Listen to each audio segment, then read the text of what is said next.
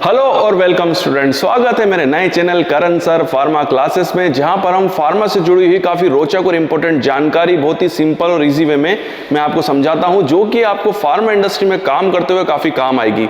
और आज हम बात करेंगे कि सर एसओपी, ये क्वेश्चन काफ़ी बच्चों ने मुझसे पूछा है कि क्वेश्चन ये है कि सर एसओपी जैसे हम स्टैंडर्ड ऑपरेटिंग प्रोसीजर कहते हैं और स्पेसिफिकेशन में क्या डिफरेंस है, ये आपको क्यूसी के अंदर मिलेगा। जब आप क्वालिटी कंट्रोल डिपार्टमेंट में काम करने जाएंगे तो आपको ये चीज़ क्लियर होनी चाहिए कि एसओपी क्या होती है और स्पेसिफिकेशन क्या होता है। तो सबसे पहले हम बात करते हैं कि एसओपी क्या होती है, जिसे हम बोला जाता है स्टैंडर्ड ऑपरेटिंग प्रोसीजर। देखिए एसओपी आप किसी भी सोफिस्टिकेटेड, आप किसी भी इंस्ट्रूमेंट के पास जाएंगे फार्मा इंडस्ट्री के अंदर, तो वहां पर आपको साइड में उसकी एसओपी लगी हुई मिलेगी।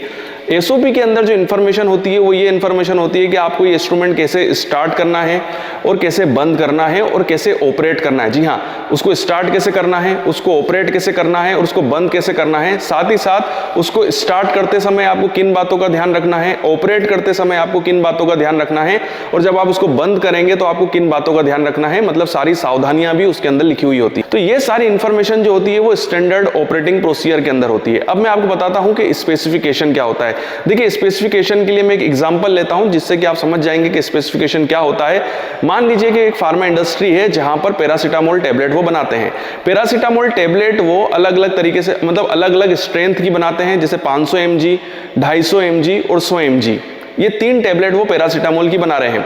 अब एग्जांपल के लिए क्यूसी के अंदर 500 mg की पैरासीटामोल टैबलेट आती है, तो 500 mg की टैबलेट के हमको डिफरेंट टेस्ट लगाने पड़ेंगे। जैसे उसका एचपीएलसी टेस्ट, एचपीएलसी के अंदर हम उसका एसे लगाएंगे, डिसोल्यूशन लगाएंगे, कंटेन यूनिफॉर्मिटी टेस्ट जिसे हम सीयू कहते हैं, और इंप्योरिटी प्रोफाइलिंग। साथ ही साथ उसका कार्ल फिशर टेस्ट लगाएंगे, टाइट्रेशन परफॉर्म करेंगे, हो सके तो उसका जीसी भी परफॉर्म किया जाएगा, उसका यूवी एनालिसिस भी किया जाएगा। तो ये सारे टेस्ट जो लगाए जाएंगे उस 500 mg की टैबलेट के, जो कि पैरासीटामोल की है, तो ये सारे टेस्ट एक बुकलेट के अंदर होते हैं जो उस पर्टिकुलर पैरासीटामोल 500 mg के लिए होती है। मतलब उस बुकलेट के अंदर आपको उस पैरासीटामोल 500 mg टैबलेट के सारे टेस्ट एक बुक के अंदर मिलेंगे। उसे बोला जाता है स्पेसिफिकेशन। मतलब वो उस पर्टिकुलर पैरासीटामोल जो कि 500 mg की है उसी के लिए स्पेसिफिक है।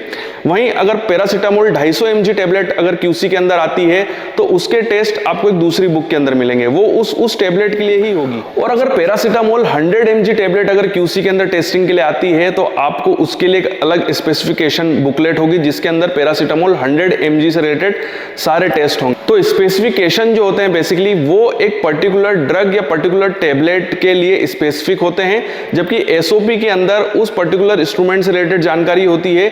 मतलब वो एक यूनिवर्सल प्रोसेस है एसओपी, बट स्पेसिफिकेशन स्पेसिफिक होते हैं एक पर्टिकुलर ड्रग के लिए और साथ ही साथ एक बेस नंबर के लिए।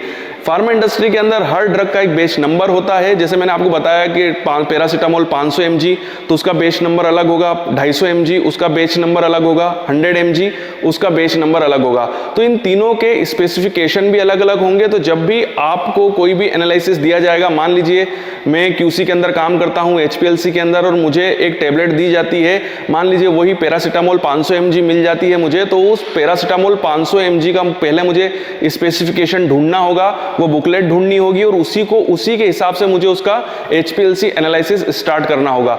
उस बुकलेट के हिसाब से उसमें जो स्पेसिफिकेशन में जो दिया गया है उसी के हिसाब से मुझे स्टैंडर्ड बनाना है, टेस्ट बनाना है, कॉलम यूज करना है, जो भी मुझे करना है उस स्पेसिफिकेशन के हिसाब से ही करना है। तो आप समझ गए कि एसओपी क्या होती है और स्पेसिफिकेशन क्या होता है। तो यहां पर आप बहुत ही सिंपल और इजी वे में समझ गए होंगे कि स्टैंडर्ड ऑपरेटिंग प्रोसीजर और स्पेसिफिकेशन क्या होता है। फिर भी अगर आपको कोई डाउट है, कोई चीज समझ में नहीं आई है, तो नीचे कमेंट बॉक्स पे आप क्वेश्चन पूछ सकते हैं, मैं जरूर आपके क्वेश्चंस का जवाब दूंगा। वीडियो देखने के लिए थैंक यू वेरी मच। आपके उज्जवल भविष्य की कामना करता हूं और यूं ही बने रहिए मेरे